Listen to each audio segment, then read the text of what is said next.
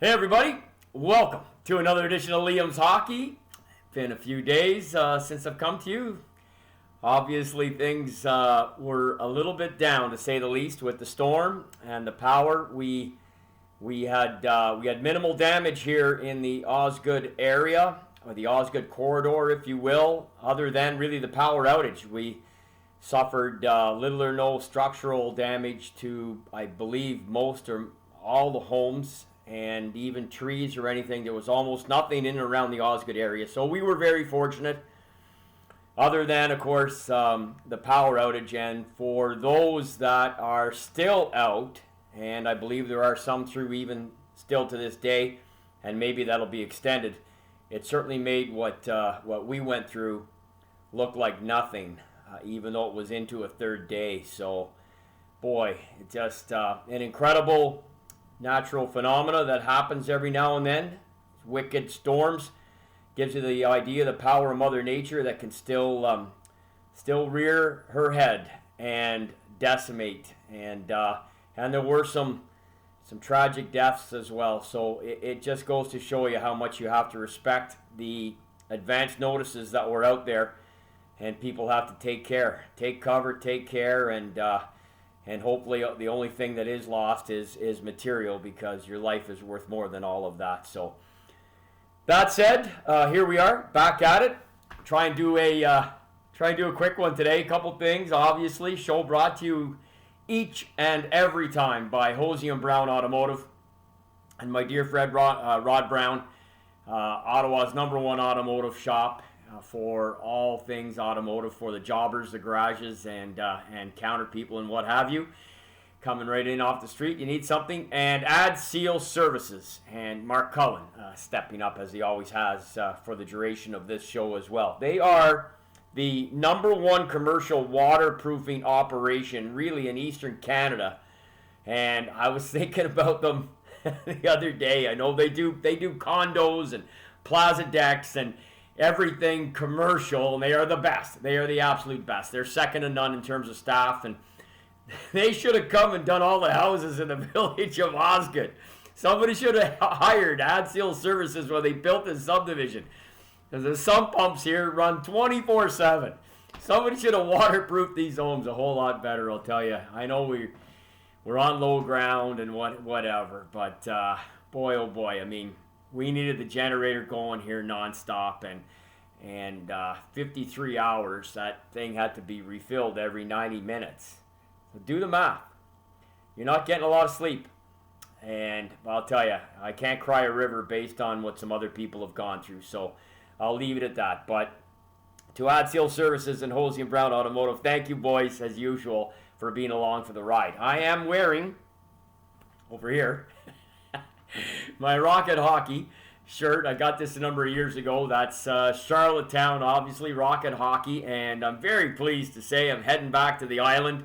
Going to be my 18th trip in 12 years to PEI for the Mill River Boys and Girls Club Extravaganza, coming up the third week of July. Can't wait. Got a couple of fantastic other events already booked for this summer to speak at, and I've already done a few recently. So very thrilled and happy that the phone is ringing again and starting to get some work.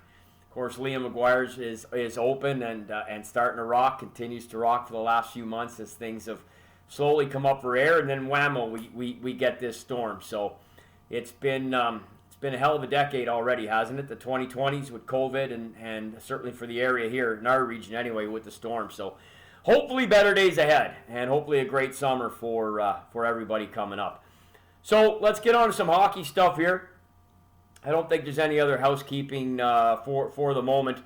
Obviously, the most controversial thing or most talked about item last night is the non-goal in Calgary with about 5 minutes left, just under 6 minutes to go. Coleman called a goal on the ice, and then War Room reviewed it and said it was no goal. It was ridiculous. Should have been a goal. Don't understand. I do not understand. Man, it's like goalie interference. And I know if you go on social media, you've got 1,000 people saying this, 1,000 people saying the opposite. And so let's just look at it this way. You're allowed to kick the puck on the ice. That's one of the things I saw today that, of course, it jogged my memory of it to think, you can kick the puck anywhere on the ice. You can't direct it into the net with a kicking motion, but you can kick the puck anywhere on the ice. So this theory or this feeling or this knowledge that the rule, and rightfully so, is in place because we don't want a repeat of Ken Linsman on Jeff Geiger, 1977 at the Ottawa Civic Center. We don't want things of that nature. It's a very old school reference, and some of you in Ottawa may be familiar with it, and possibly others if you really know your local Junior A Ottawa hockey history. Having said that, in this instance last night, as Coleman came through from the shot, puck squirts through Mike Smith, and he directs it in with his skate. No question about it. As I understand it, that's a legal play. I don't believe there was a distinct kicking motion, which is exactly how it's worded in the rule book. I didn't see it as a distinct kicking motion. I saw Kevin Bieksa say that Coleman was trying to fool everybody with it by maybe somewhat disguising it as he turned his foot to move the puck in. I just didn't see it as a kicking motion at all. I don't understand how the War Room overturned that. What did it mean? Ultimately, it was still 6 minutes to go. It's like, some of these, it goes back to the Leafs, right? With the Kerry Fraser missed call on Wayne Gretzky, high stick on Doug Gilmour. Leaf fans think that because that call was missed, they were robbed of a Stanley Cup. And they might not even have won that game, let alone the series, let alone beat Conn Smythe Trophy winning Patrick Roy, the Montreal Canadiens, who went on to beat the LA Kings in 5 games. But talk to Leaf fans from that, and that's the most egregious missed call in the history of mankind. And look, it was a miss, and a big one. You take Wayne out of that, what he should have got at that time, a double minor, and you take him out of that play. But I mean, same with last night, and I love the post-game comments from a number of the Flames who said, look, doesn't mean necessarily who knows what happens the final 6 minutes. And a number of others, including head coach Daryl Sutter, who said, we lost this series earlier in the series. And you could even make the case, even though Calgary won game 1, by blowing those 3-goal leads and just giving Edmonton all that momentum, which they really seem to carry over. And look, if you're watching the series, we've all watched Connor McDavid go to another level. Now you got Draisaitl, and they're tied in points, but let's be honest. McDavid is a guy stirring the drink here, and that's led to other discussions. It was one I won't get into in depth right now. We'll save it for postseason. We'll see how Edmonton does next round, possibly beyond. But a lot of commentary, reason being that Connor's stats, now you have to include Leon in them as well, because they're tied for points in these 12 playoff games. But that's put them in the discussion with Wayne Gretzky and Mario Lemieux after. And these are trivia things. This is statistics where they break it down. Okay, you've played X number of games, you got so many points. So you are now in the realm of what Gretzky did in 83 or 85 and Mario Lemieux in 92. So that's getting lumped in. And so people start saying, well, God, is Connor there? Is he right there? Is he as good as Wayne Gretzky? Is he better than Wayne Gretzky? And as I said, we'll delve into this a little bit later on as we move through the Stanley Cup playoffs, end up with some time between games, and I'm banging out Liam's hockey, and we'll talk a little bit more in depth about it. But I'll finish on that note by saying this, and I'll quote Steve Dryden, a guy I haven't talked to in a long time. Steve Dryden's a former editor of the Hockey News and still involved in the media. I think he's out of Cornwall. Anyway, I saw his tweet. Man, he really, I thought, did a great job on describing Connor McDavid currently, what we're seeing here through these first 2 rounds in the playoffs with him. And he said it this way. He said, Connor is skating like Bobby Orr, stick handling like Mario Lemieux, and he has the hockey sense and the compete level and the finish ability of Wayne Gretzky right now. And he's lumping them all together. And he's taking Connor for what we've seen of him since he's come in the NHL and sort of elevated it through this playoff year. Again, notwithstanding the fact that Leon is tied with him in points right now. I think we're all we're all able to see and admit that Connor has gone to another level. He is the best player on the planet by far, bar none. And that has been really, really something to see. So we'll save the rest of the comparison conversation for a later date. In the meantime, kudos to the Oilers. I love it. I'm a huge Connor McDavid fan. Edmonton is probably, I have fan through and through. If I had a second team that I pull for every time they play other than against Montreal, it would be Edmonton. I'm that much of a Connor fan, and I've got Pittsburgh in that discussion too, largely because I'm a Sidney Crosby fan. I love lots of other guys and lots of other nationalities. I certainly have respect for all sorts of guys like your Draisaitl's and your Ovies and Austin Matthews and players that have done great things, regular season, playoffs before, prior, continuing to do so. But McDavid's my guy definitely right now, and I'm loving it. And I hope they keep it going. I would just love to see them in a final now. Tough road to hoe. Got to figure Colorado bounces back from this. We'll see. What a devastating loss to St. Louis 2 nights ago. But I still think they'll come out in that series. They're just too good. And McKinnon's on another level. Speaking of doing things that are bringing comparisons to greats from days gone by, when has there been a better goal scored than McKinnon's third goal the other night? Like, there's no better goal. There's goals that would certainly rival it. There's goals that were scored that went on to win a game or a series or maybe a Stanley Cup. Like a Bobby Orr's flying through the air and all aesthetically and what it meant, and that won the cup. But when's there been a better goal? And then again, I'm giving credit to other people today for things said, but Dave Poulin on local radio here, TSN 1200 this morning, saying that in his opinion, and I thought about it and went, you know what? It's a good thought. McKinnon scores that third goal. The ice is flooded with hats. There's a delay. It kind of allowed St. Louis to regroup. And they end up tying the game again. And as we know, winning an OT on the Bozak goal. So, there's possibly some semblance of accuracy to that statement. So there you have it. So we're in a dogfight there back in St. Louis, and can't wait for that one tonight. And it's been just great, despite a lot of blowouts and high scoring games, which is fantastic. I think it's been great. I enjoy a 1-0 game as much as anybody else in the playoffs. But it's been fun to see. And look, they scored last night, 4 goals in a minute 11, breaking the record by 22 seconds that was previously held by Toronto and Philly in the quarterfinals of 76 on April 20th. And the game before that was Montreal and Calgary. I remember it vividly. That was 86, Game 3, where the Habs and Calgary had a 4-goal outburst at the end of the first period, which, by the way, prompted a line brawl 6 seconds later. In Game 3, Montreal won that game 5-3 en route to their, at that time, their 23rd Stanley Cup. They would later win a 24th in 1993, just to refresh everybody's memory.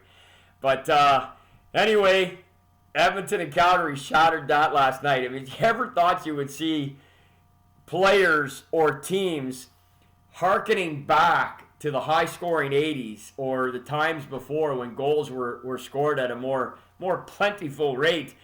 You probably never thought you'd see it again, and here we have it, and I just think it's fantastic. So really thrilled with the playoffs so far, and I know if your team's out, it sucks. And Leaf fans, of course, jumping right on the fact that Tampa swept Florida after erasing Toronto's 3-2 lead, which the Leafs blew again, series lead, and Tampa coming back saying, well, we gave them a much harder time. Well, yeah, I guess statistically you did, but that means nothing. It means absolutely nothing. And the Montreal Canadiens took the Bruins the deepest in 2011 in the first round. It means nothing. Nathan Horton scored in overtime in Game 7. Boston did not have another 7-game series that went into overtime. You look at some of the troubles Chicago had with Nashville in 2011, 2010, and 2015, I believe. They had the Preds. They had all sorts of trouble. In fact, in 2010, they had no other series that went longer than Nashville's. that they played in the first round in 2010. This happens all the time. The Los Angeles Sharks were down 3-0 to the Los Angeles Kings were down 3-0 to San Jose Sharks. I mean, come on. But, Leaf fans, they're a hurting bunch right now. That's a crushing loss, of course, as their losing continues. And I really thought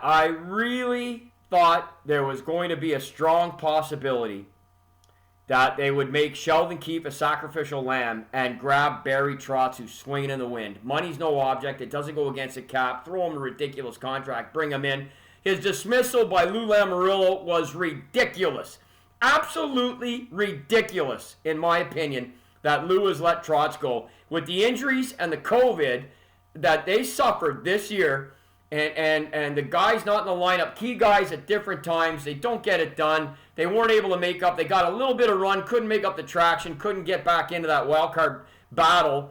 And to let Trotz go, hey, whatever. Lou's got his credentials to back him up. So, and this is not anything unusual for him. Some of his dismissals in the past, Claude Julien, some of the other guys that he's had on staff that he's let go at different times and brought in for different reasons. So he marches to his own drum, let's be honest, and he's got the credentials to back it up. But I really thought Toronto would maybe turn around and grab Trotz. I really did.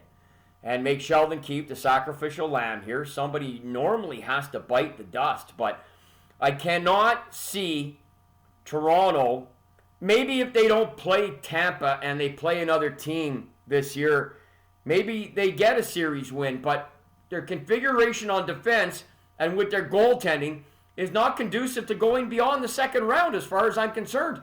In a 32-team league, to get down to the final 8, you've got to win that first series and then down to the final 4 beyond that. I don't see it. I don't care if Austin scores 70 next year.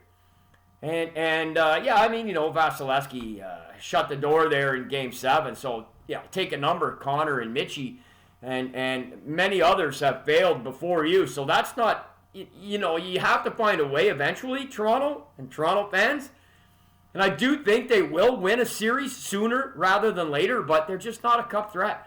I don't see them as a cup threat at all with that configuration on D. And then you turn around and you see what Kadri's doing, and you turn around and you see what Hyman's doing, and you know that despite the success of Bunting and marginal successes of Engvall and Kerfoot and others that collaborated to try and make up for those losses, you have taken guys out that are critically important to the secondary, not just scoring, but the secondary level of play that's needed to be successful in the playoffs.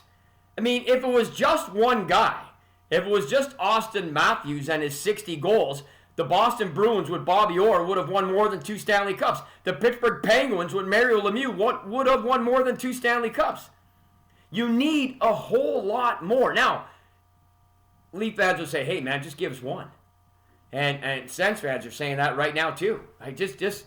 Or a lot of teams that haven't had a Stanley Cup or a Stanley Cup in a long time. And then you can get down to start adding Montreal and the Rangers. The Rangers this year in a dogfight now with Carolina. Okay, they got that cup in 1994 and erased a big gap to 1940. And look like they're angling towards having an incredibly competitive team. They will probably win on home ice here because Carolina can't get a win on the road, and then force a Game 7, which they'll probably lose. That's if they are able to get a win on home ice. I think Carolina is the better team, should win the series, but they just go back on the road and just completely collapse. They really don't have a team that is really conducive to winning or playing on the road, which is why they've had very little playoff success. I thought the acquisition of D'Angelo this year was massive for them.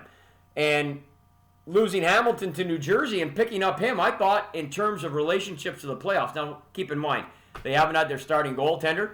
That's a big factor. So we'll see what happens here if they are able to advance. But, it's been great. The playoffs have been great. And, the Leaf fans will, I think, get a win, a series win at some point sooner rather than later. But, boy, oh boy, all of a sudden, and again, going back to Dave Poulin this morning on the radio, who's a friend of mine, and I love listening to the guy, and And he didn't win a Stanley Cup either, but he had a lot of playoff success and obviously was a hell of a player in his day. I'm sure you guys remember him. Anybody who's old enough remembers him on the ice, and just a tremendous two-way player, penalty killer extraordinaire. And he said, most of my career I played in a 21-team NHL, with which 16 were making the postseason. It's a great point, right? You forget about that. Now we're up to 32 teams. Half the league isn't making it. You're down to 16. Nashville were the lowest-rated team. They didn't have Saros. Colorado rolled them. They win the series anyway, even if Nashville has Saros. But, I mean, Nashville's your worst team. Who would have... I mean, this is a tough... It's tough. Tough trophy to win. Tough league. So, kudos to the Oilers. I did not pick them. And kudos to Tampa. I did not pick them over Florida. And here we are. I've got Carolina eliminating the Rangers here at some point in time. I've got Colorado eliminating St. Louis. I had those getting into the Final Four, but not the other two. So, my bracket's been busted, and here we are. So I think so many of us did well in that first round. I'll tell you, we could be heading to a 7-game Stanley Cup final here. We'll see when it's all said and done. We'll see. But exciting stuff. All right, got to move along here. Calgary no goal, ridiculous. I don't understand it. I don't understand you say that's a distinct kicking motion. I think they've, what are they going to do? They'll take a ton of heat. So you can go online right now and find videos of all sorts of goals that were counted that looked exactly the same. It looked exactly the same. Plus he's past Mike Smith. There's no danger. It's off his foot. He directed it. There's no doubt he directed it. I just did not see a distinct kicking motion there, and I do not know how they called that back. And whatever it might have done, excuse me, the series now, we'll never know. So it is what it is. I mean, did Bobby Orr deserve the holding penalty on Bobby Clark in Game 6 in 74 with 2:22 to play? Probably. I don't know. What about Detroit Red Wings with the extended clock, the timekeeper in Detroit, 1952 final? I mean, they swept the Habs anyway. But what if Montreal wins that game? What if? I know none of you know about that, but I mean, you can go back every decade and find something, right? There was something controversial, and the Habs in 1961, when they were going for 6 cups in a row, they lost a game, I think, in triple overtime to Chicago. I think Murray Belfour, I believe, got the winner. The Habs had 3 goals disallowed in that game. Toe Blake went nuts after, hit the referee, Dalton MacArthur. He was fined, I believe, $3,000 or $4,000, maybe even 5. It was the highest fine at the time.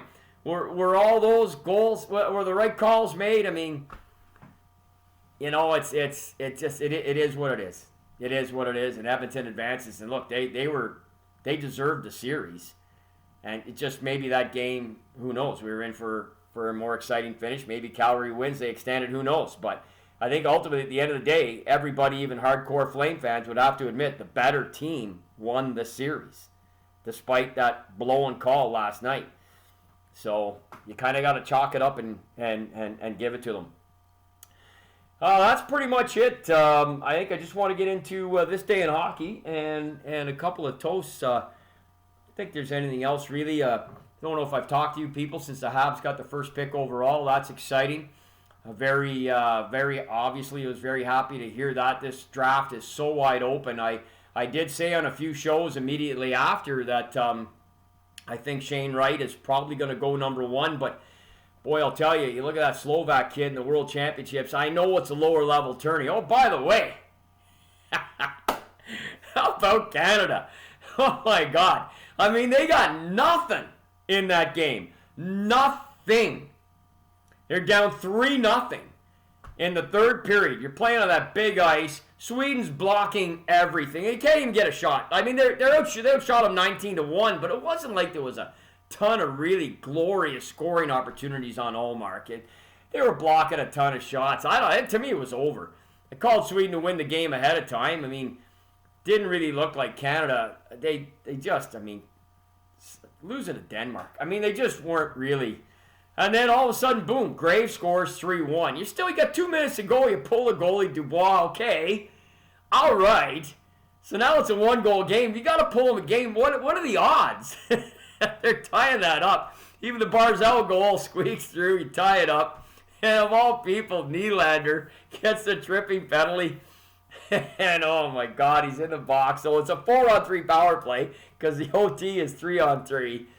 You know, they had to change some of the shootout rules overseas because they've taken so much widespread backlash from having games of significance in world championships and Olympics eventually ending and being decided on a shootout because Bob and Bill and Tim got the ice rented after, is my old line, you know, and never understood it. And they've changed or rescinded so many of those rules. But what they have done is, we'll keep the 3-on-3 in for overtime in a single elimination game. Anyway, so that meant the power play was 4-on-3. Great move by Barzal over to Batherson, who's really been playing well the latter part of the games here. He's really started to gel over there. And Canada comes back and knocks off Sweden and Nylander. You just gotta love it. You just have to love that. So that was just fantastic. I don't know what happens tomorrow with the Czechs. We'll see.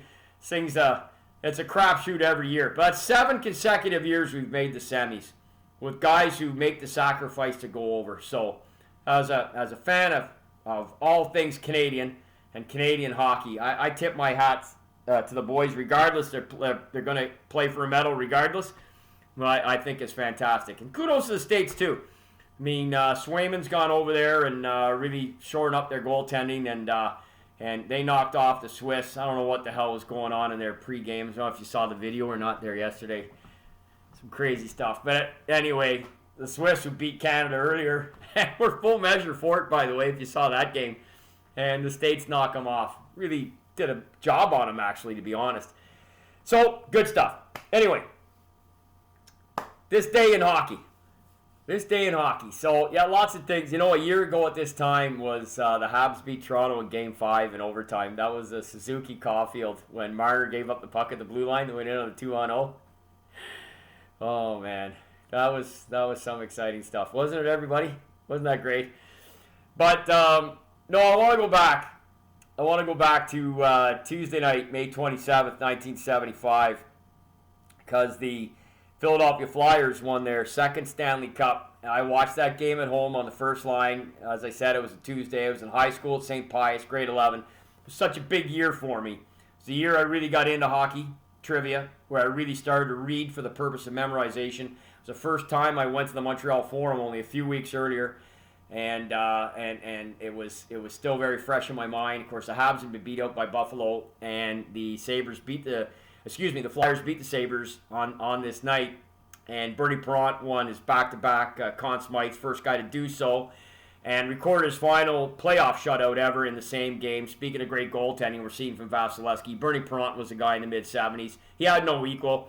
In fact, I've said this before and I'll say it again. You can make the case that in 1974, the season before, that Bernie Perrant had the greatest single season by any goaltender in NHL history, from start to finish. Game 1 exhibition, Stanley Cup final right through.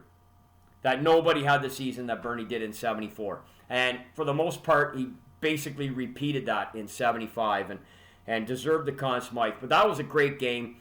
0-0 going to the third. Bob Kelly gets the Stanley Cup winner. Bill Clement, two guys who I've gotten to know very, very well.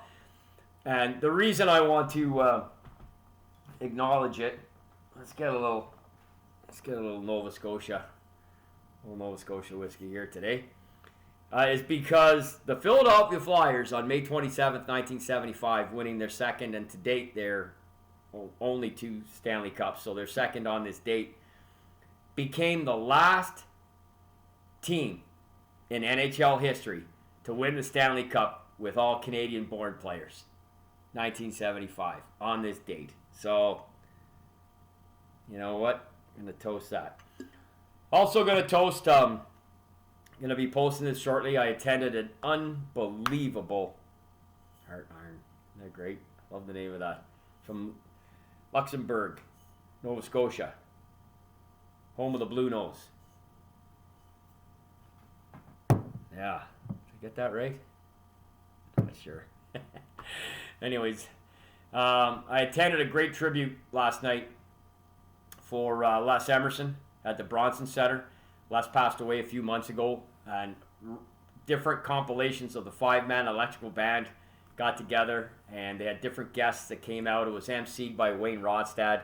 Dylan Black did the introductions, great radio announcer here in Ottawa. Wayne Ronstadt was the MC. Peter Fredette came in. Terry Marcotte, who goes around town singing a lot of charity events and does a lot of Johnny Cash tunes, and he did a set as well, and it was just fantastic. But Jeff Keith from Tesla flew in and recreated Signs, which they did, the band with Jeff as the lead singer, on one of their albums in 1991. I know they had a huge hit with it, and it just brought Signs all the way back 20 years later from when it was released by Five Man, and they closed the show with it last night. It was just spectacular. So also want to acknowledge my dear friend Goldie Goldthorpe. You all know I wrote the book on and stay in touch with.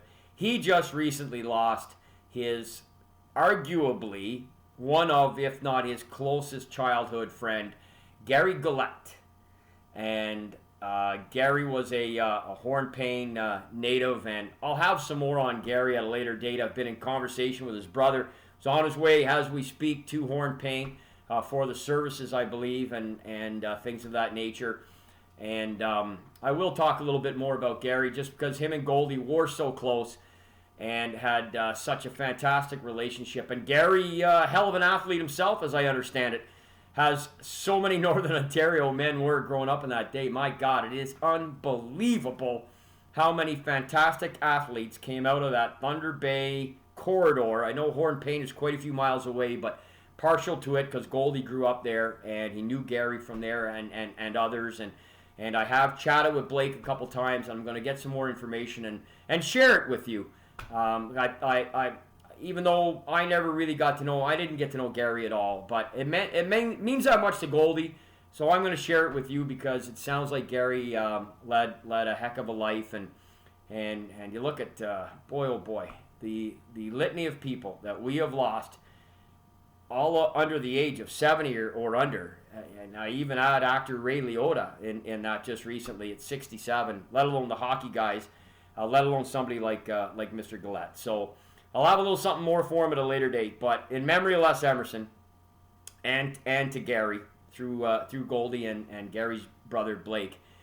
And kudos to the Edmonton Oilers. Congratulations to them. And hey, baby, PEI, coming back, kid. Lock and load. We know it's going to be just a fantastic time. Here's to everybody. Stay safe, be well, and we'll talk to you in a couple days. Hope your power comes back on soon. G'day.